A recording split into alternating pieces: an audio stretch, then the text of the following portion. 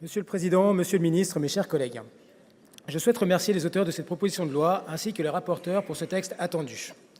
La crise du logement n'a que trop duré.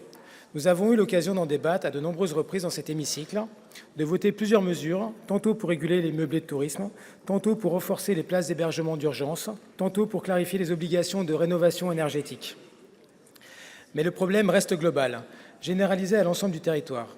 Il touche aussi bien l'offre que la demande, le marché privé que le marché social, les jeunes actifs, les familles ou nos aînés.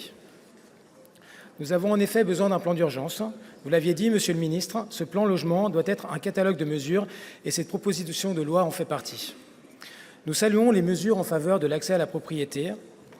Si le logement social est indispensable, nous devons toutefois permettre à ceux qui le peuvent d'accéder à la propriété.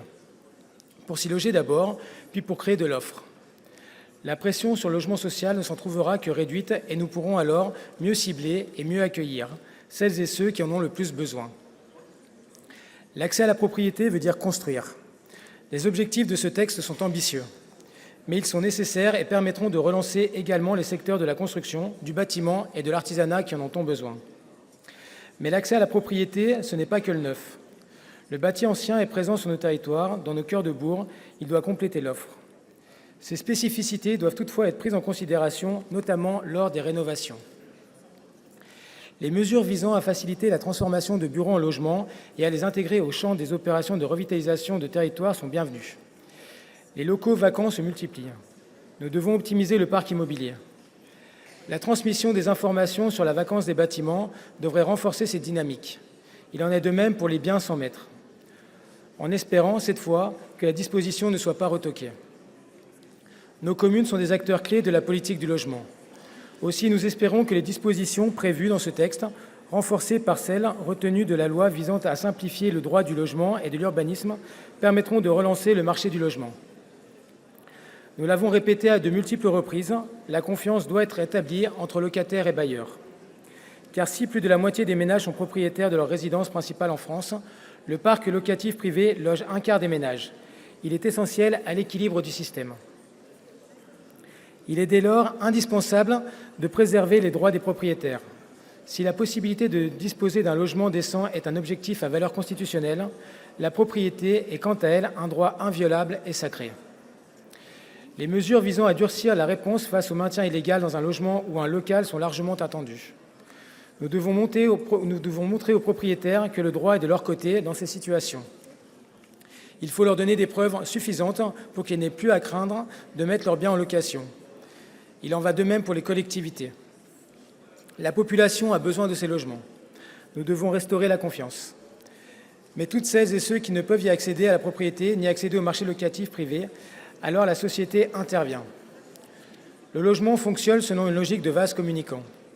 Favoriser l'accession à la propriété et développer l'offre, tant sur le marché de l'achat que sur celui du logement privé, permettrait aux ménages qui en ont les moyens de quitter progressivement le logement social. Il est en effet anormal que le défaut d'offre sur le marché privé contraigne certains ménages à devoir se tourner vers le social. L'État ne peut pas tout prendre en charge, car c'est l'offre de logements sociaux qui en pâtit. Il faut fluidifier le marché et redonner au logement locatif social les moyens de répondre à sa mission, satisfaire les besoins des personnes aux ressources modestes et des personnes défavorisées. Cela passe par la création d'alternatives pour celles et ceux qui peuvent sortir du logement social, la création d'une offre accessible et suffisante dans le parc privé, l'acquisition de ce logement social, mais aussi par la nécessité de redonner des moyens financiers aux bailleurs sociaux, notamment pour la réhabilitation. Nos communes, je le disais, sont des acteurs majeurs de la politique du logement. Nous sommes favorables à donner la main aux maires sur la politique d'attribution. Les communes doivent pouvoir loger leurs habitants sur leur territoire. Elles connaissent les dynamiques et les besoins. Nous accueillons également positivement l'assouplissement des obligations SRU, notamment pour les communes nouvelles, constituées de communes déléguées de moins de 3 500 habitants, ainsi que l'exemption temporaire de pénalités financières pour les communes qui n'ont peut-être pas encore atteint leurs objectifs finaux, mais qui tentent d'y parvenir en respectant leurs objectifs de production triennaux. Ce texte prend en compte les réalités et les spécificités locales. Enfin, la politique du logement doit mettre la priorité sur les jeunes actifs, qui sont l'avenir et qui doivent pouvoir entreprendre. Ils créent de la valeur économique, mais le marché est faussé pour eux aujourd'hui. Il faut donner de la fluidité au marché immobilier pour leur permettre de se rapprocher des formations et des emplois. Le logement est un facteur de production qui conditionne l'activité économique. Et le travail devrait au final permettre de mieux se loger. Le texte d'aujourd'hui en appellera d'autres, simplification normative, plus de pouvoir pour les élus locaux, mesures fiscales pour renforcer l'attractivité du marché immobilier et encourager les petits propriétaires à investir dans la pierre. Mais ce texte est nécessaire. Je vous remercie. Merci, mon cher collègue.